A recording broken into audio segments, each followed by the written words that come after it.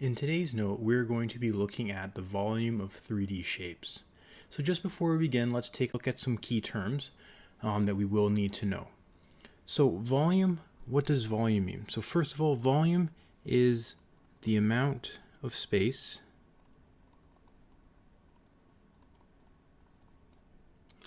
an object occupies or takes up. And a key thing about volume,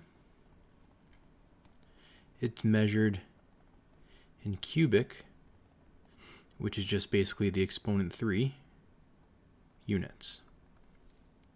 A prism is a 3D object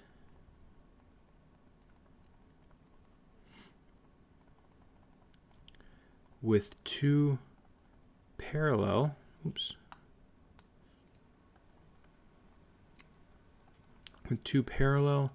congruent, which just means the same, bases.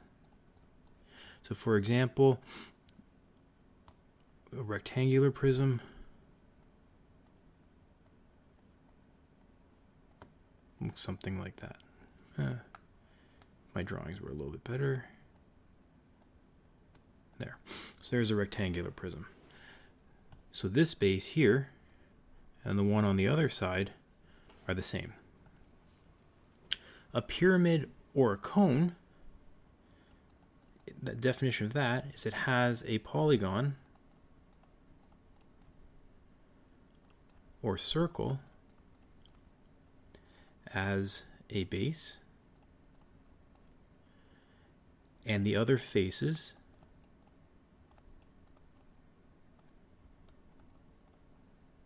meet at a vertex.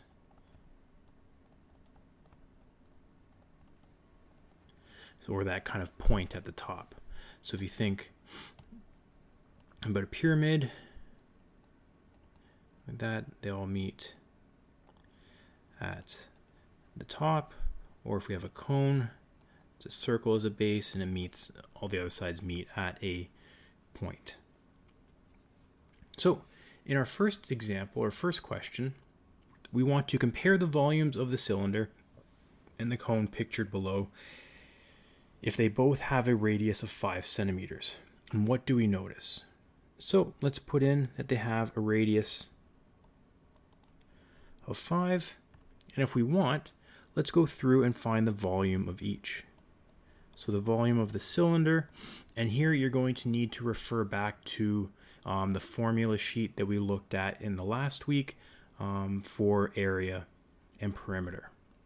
And if you flip to the other side of that page, or you scroll down, depending on how you're looking at it, you'll find that the other side, or the second page, has the volume and surface area of 3D shapes.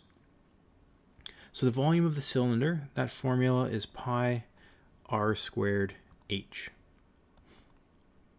And so if we plug in our pieces of information, pi is 3.14 times the radius, which we know is 5, times the height, which is 8. This just becomes, it's 5 squared, sorry. This becomes a calculation. 3.14 times 25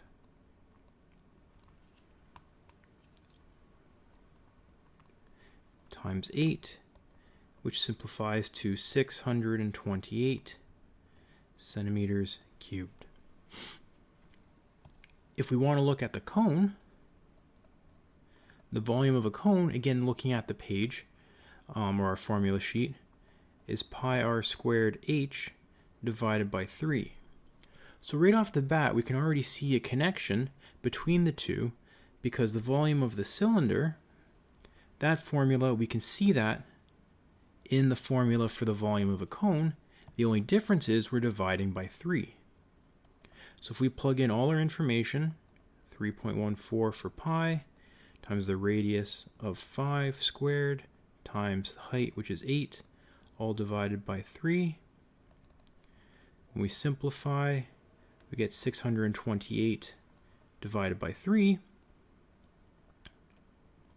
which is basically the same thing, except again, we're dividing by 3 in the end. So in the end, 209.33 centimeters cubed. So how do they compare? Well, looking at the two, they compare because therefore the volumes of a cone with the same dimensions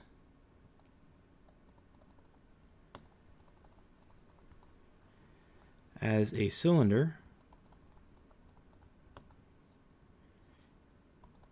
is 1/3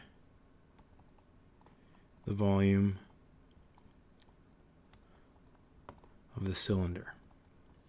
So again, just basically putting into words what these formulas told us and what we determined from actually finding the two volumes. Let me just move this up a little bit. So the volume of a cone with the same dimensions as a cylinder is 1/3 the volume of the cylinder. So if the volume of the cylinder below is 90 centimeters cubed, what is the volume of the cone with the same height and radius? So because we don't have any information for the height and the radius, but we do know that they're the same, we're going to use that understanding from the last one to help us figure out what the volume is. And again, we determined in the last example that the volume of the cone is equal to 1/3 the volume of our cylinder. So 1/3 times 90 equals 30 centimeters cubed. So again, just using that connection to understand or to determine the volume of the cone. Next, looking at the formula for the volume of the rectangular prism and a pyramid with the same dimensions, do we see a relationship?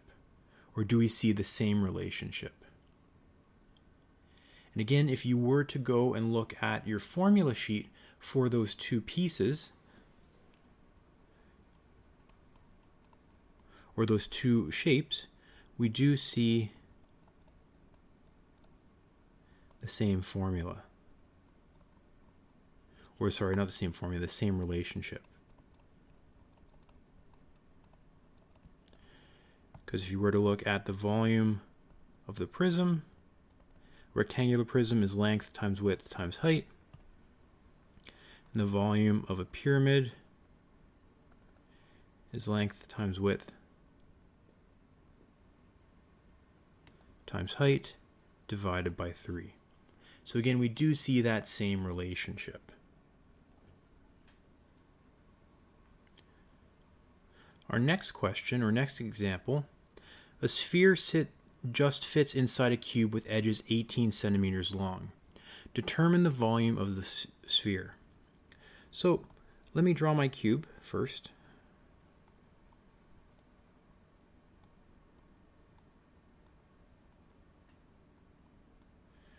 So here we have our cube.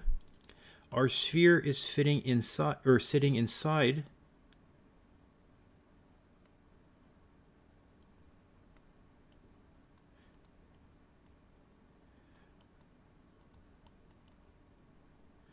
our cube. Try to draw it fairly accurately. So there, roughly drawn, we have our sphere inside the cube. And it fits just nicely in there, and the edges of the cube are 18 centimeters. So everything is 18 by 18 by 18. So we need to figure out the volume of the sphere. So if we go to our formula sheet, we should see that the volume of a sphere is equal to 4/3 times pi times r cubed. So in order to determine the volume, I need to figure out what the radius is. And in this case, because the sphere fits nicely inside the cube, or just fits in, that means that both edges are touching or each face of the cube. So that means if I were to do a cross section of my sphere, that diameter of the sphere would have to be 18.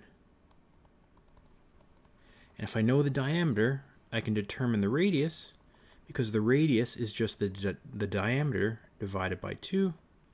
So the radius is equal to 9. So then in my formula, it becomes V equals 4 over 3 times 3.14 times 9 cubed. V equals 4 over 3 times 3.14 times 729. And in the end, V equals 3052.08 centimeters cubed. Again, if you look at the formula, you will see that there are two variations of it. Again, it's the same thing, because we know that if we multiply this fraction through, it's the same thing as saying 4 times pi times r cubed, all divided by 3. So again, it's just a different way of writing it, but it's the exact same formula.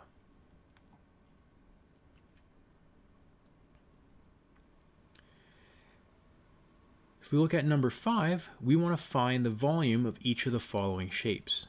So again, the first shape that we look at is a square-based pyramid. So going to our formula sheet, the formula for finding the volume of a square-based pyramid is equal to 1/3 b squared times h. B squared is referencing the base. Because it's a square-based pyramid, base times base, or length times width.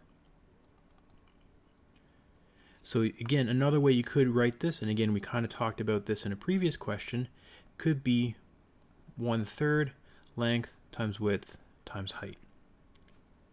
Either way you decide to write it, it's still going to end up being the same thing. So V equals 1 over 3 times 8 times 8, length times width, or base times, or b times b, or b squared, times the height, which is 9. V equals 192 centimeters cubed.